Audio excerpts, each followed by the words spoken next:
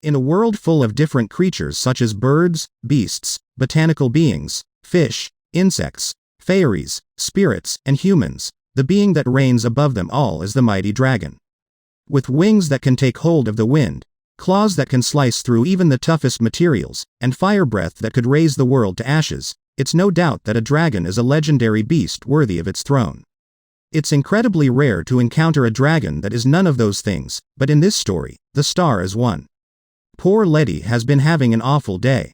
It all started when he had to protect the egg of their mighty dragon family. Pretty easy, right? Unfortunately, he fell asleep, and a hunter stole the egg right under his nose. As much as he wanted to retrieve it, Letty is nothing but a defenseless, cowardly dragon who couldn't even go near the hunter. And so, he came home empty-clawed and faced the wrath of his father, who called him a disgrace to all dragonkind. Ouch. His father tells him that if he wants to be his son, he must be able to live independently.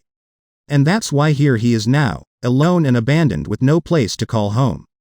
As he checks his ID card, he wonders how he can survive being out in the wild. Yes, he's a dragon, but with those stats, and not to mention an awfully taken photo, what can he do? Letty starts questioning why he was even born as a dragon and starts crying when he realizes he can only be bold and brave in his dreams. He believes he's destined to be turned into a kinda cool-looking gear. Well, that's not so bad, though. With tears in his eyes, he looks up at the sky and wishes he had a nice nest he could hide in. Wait. That's exactly what he needs.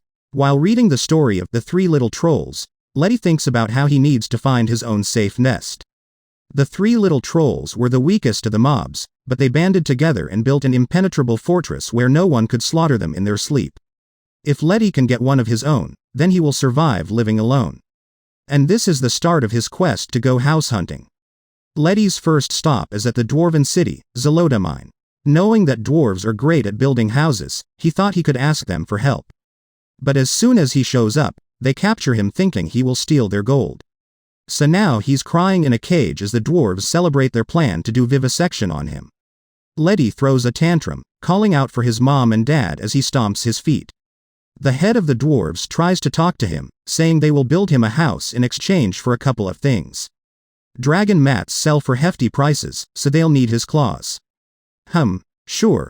Letty can give them some. Next, they need his horns too. Okay. Letty can give them the tips. Then they'll also need his tail and wings. What? The dwarf finishes enumerating, saying they'll also need some of his organs, like his heart. And that's when they'll build a nice resting place for Letty. Indeed, a place where he can rest, in peace. Well, Letty might end up as a nice gear after all, huh? As the dragon thinks of what he can do to escape, the dwarf opens the lock of the cage, warning him not to try to run from them. But as soon as the gate is open, Letty yells out, "Ah! Someone's stealing your gold." That's the oldest trick in the book. There's no way the dwarves would fall for it. Letty thinks he's surely done for, but the dwarves surprisingly get startled, so he makes a run for it. As he gets chased into the forest, he encounters hunters along the way. Letty gets trapped with nowhere to run, but he, fortunately, gets out alive when the dwarves pick up a fight with the monster hunters. While he cries in the forest, thinking of a way to survive, two beautiful harpies, or harpia, fly down to him. They comfort him, asking what happened. Letty tells them about how he was driven out of their home. The kind harpies offer him to stay with them since their nest is empty after their younglings left. But as happy as Letty is about the offer, he is immediately faced with another problem. The harpies' nests are on top of a gigantic tree, which means he needs to fly. No problem. He's a red dragon. He can just beat his wings and fly up with the harpies, right? Wrong. Letty doesn't have the fly action unlocked, so he can't really fly yet. The very few actions he can do are tail tremble, jump, and run the heck away. The harpies decide to help him, bringing him to the top of a cliff.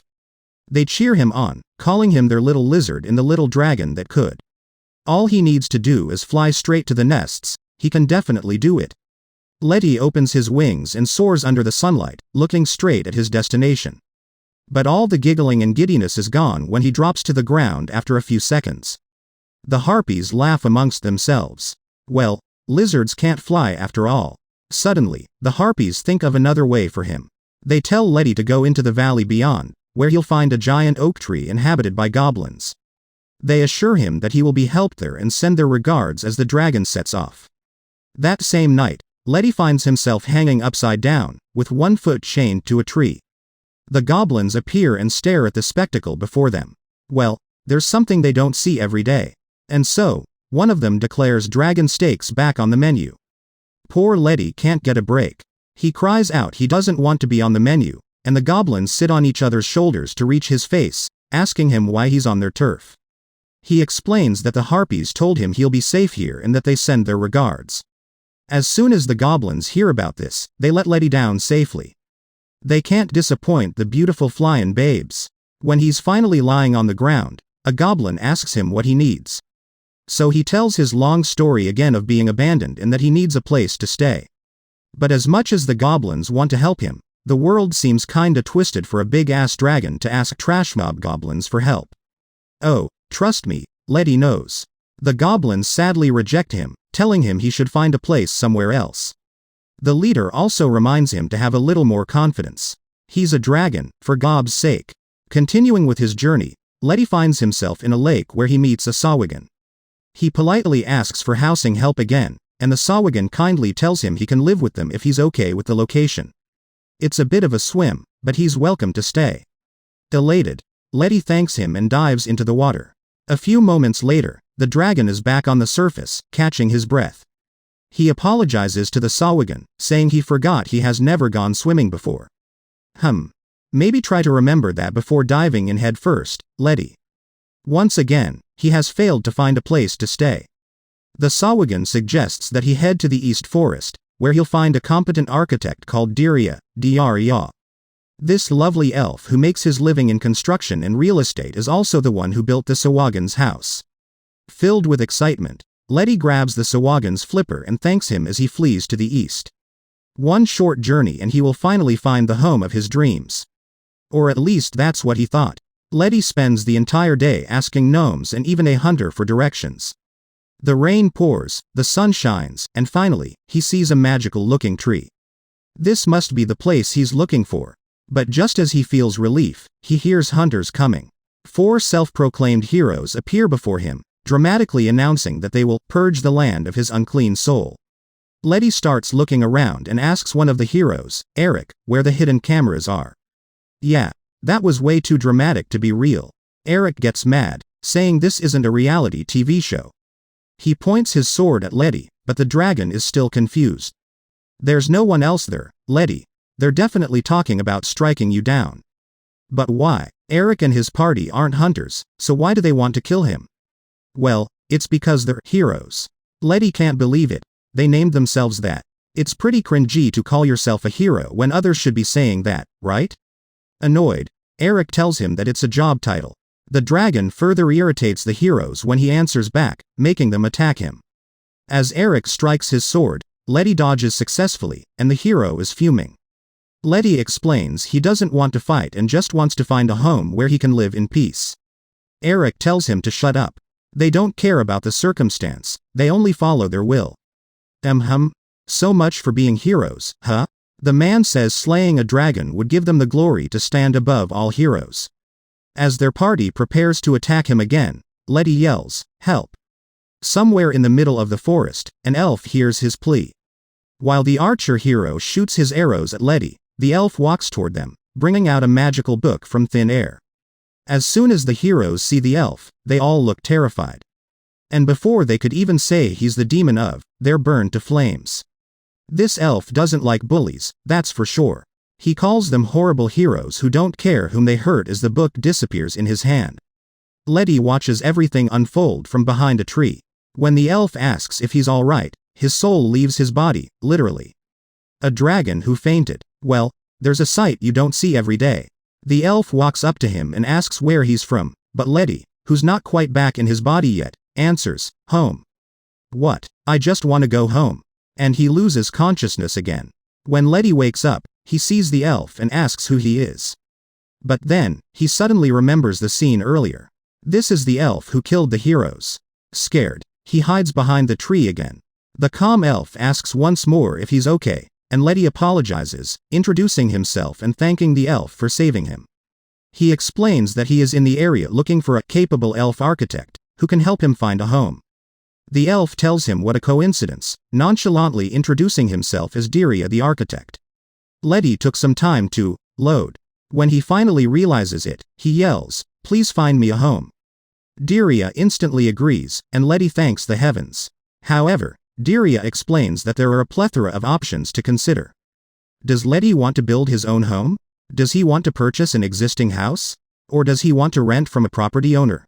Diria continues, telling Letty that he is both a registered architect and a licensed real estate agent while handing over his business card. As Letty reads the card, he notices that it also says Diria is a demon lord. The elf tells him yes, it's one of his occupations too. Letty is delighted. Diria must be the demon lord of real estate. Oh, this poor, naive, sheltered dragon. But if that's what you want to believe, Letty, then sure. Diria doesn't waste any time and immediately asks what kind of home Letty is interested in. The dragon shyly tells him he wants a cozy little cottage. But Diria doesn't beat around the bush and tells Letty that he can't fit in something like that. He sketches the tiny house and explains that as much as he wants to fulfill the dragon's wishes, a simple design like that would be lax on security. If another party of heroes arrives at his house, then he would be as good as dead. Letty is surprised. You mean there are more of them out there? Yes, Diria explains, there are indeed plenty more of those epitome of cringe lurking around. Letty says he feels bad for humans. I wouldn't argue with that, my friend. Diria tells him hunters specialize in hunting down non-humans, but heroes are bloodthirsty killing machines. They rob, murder, pillage, and even assist in political coups. The list goes on. There's not even enough time in the day to enumerate their crimes. Yikes. Anyway, back to business. Letty and Diria start their tour of houses with the Temple of Fall. It's a massive structure, too huge even for a dragon like Letty. Diria explains that the 27-year-old structure resembles ancient temples. It is built for powerful inhabitants and possesses many anti-hero countermeasures. They enter the place, and Letty is amazed. There's a lot of space for just one person, or dragon. Just as they start walking further inside, Diria warns him of his steps as he might accidentally activate a trap. Yeah, too late for that. Letty falls through the floor, into the B1F level. Diria explains that there's nothing wrong with the house. It is just a subterranean dungeon equipped with anti-hero traps. The house has 4 floors, and the trap on the first floor is to protect the first floor living quarters. The rest of the structure is built like an antlion pit that would drop intruders into the basement levels where certain things can happen to them. Most hunters who enter never come back out. As Diria continues touring Letty, the dragon encounters mishap after mishap. At one point, he thinks that Diria might be fooling him when he instructs how to open a door, so he does the opposite. Turns out, the elf wasn't kidding, and Letty falls into another trap instead. When they finally reach the B3F level, Letty asks if they could take a break. The elf agrees, pointing to the healing spring that happens to be at that basement level too. The excited dragon jumps in, relaxing on the water. He asks Diria if heroes couldn't use that to heal themselves. The elf does it again with the late warning as he explains that the spring has sensors that will detect when someone is in the water and flush them away. Perfect. There goes our poor Letty down the drain. Thankfully, Diria teleports him back to the ground before he drowns. How was your experience? The demon lord asks Letty. Well, now he knows how a dead goldfish feels. He asks what could have happened if Diria didn't teleport him back. Diria tells him there are some things better left unknown. Oh, and that concludes Diria's demonstration of the structure's anti-hero traps. Now they need to head back to the first floor through an obstacle course. Letty thinks, is this a training arc or what? Well, the dragon doesn't want to go back up through the same process he went down, so he'll try his best to climb the wall instead. Before he starts, Diria asks if flying up would be quite uncouth. Yeah, that would be it. It's not like Letty can't fly. He just thinks flying would be uncouth, true. As the dragon climbs up, he chants to himself, don't look down, I'm not looking down, while Diria sits calmly on his tail. Suddenly, some heroes appear below them, wondering how to escape the structure. They get excited when they see Letty climbing and prepare to shoot him with an arrow. But before they could, Diria faces them and tells them not to get in Letty's way. The 3 heroes arrogantly shoot Diria instead, and the elf blocks it with his magical book. He warns them again not to get in Letty's way as he flicks his finger and vanishes them all at once. Letty has no clue of what is happening behind him as he continues to climb with his eyes closed. He finally reaches the top and is welcomed by Diria. The elf praises him for his hard work, and Letty is touched when Diria pats his nose. But the moment quickly slips away when Diria gets back to business, asking if Letty wants to make an offer for the property. The dragon quickly says, "No, thank you." He can't really live in a house full of pitfalls and traps. After the training-like house tour, Letty's muscles are sore for days. He just wants to find a house perfect for him. And so, Diria and Letty continue the dragon's house hunting quest with higher hopes. If you made it this far into the video, here's a cookie. Please subscribe to the channel and press the notification bell to stay updated. More fun anime coming soon. See you in the next one.